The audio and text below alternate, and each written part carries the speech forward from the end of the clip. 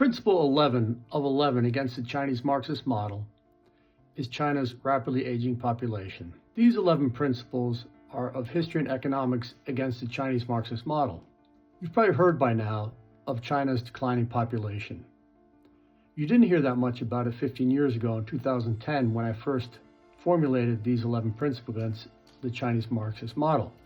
These principles are the most accurate analysis of what ails the long-term control by the CPC over the Chinese people, the dictatorship of the proletariat. China presently has peaked at about 1.4 billion people. India surpassed China's population already in 2023. One estimate of China's population decline maintains that by 2100, her population will be halved to 700 million people. The U.S. is still growing, thanks to the amazing attractiveness of a rule of law country and the secure future that promises to the citizen and their family. There is nothing desirable to living in a rule of man dictatorship.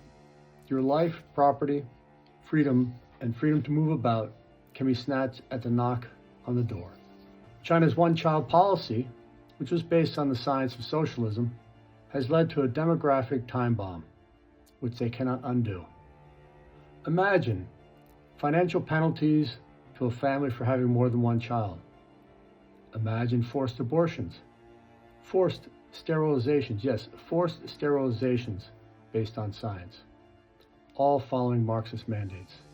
In the end, more girls were aborted than boys, and they have too few women in China today.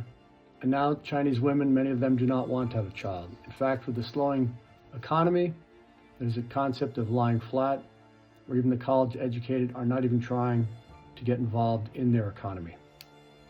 The polluted air, water, and soil of China clouds the future health of Chinese citizens and also impacts on the decision not to have more children.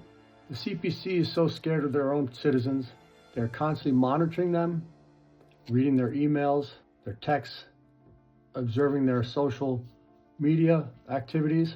The entire news to the country is censored to keep out unwanted truths. Chinese have gone so far as to acquire secondary citizenships outside the country. They secrete assets overseas. They've even gone to the United States on birth tourism to have their child born in the U.S. so the child may have a more secure future. Consider that. You don't have enough faith in China for the future of your children that you go elsewhere to try and get citizenship when things fall apart.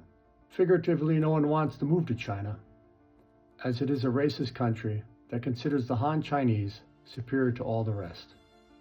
In America,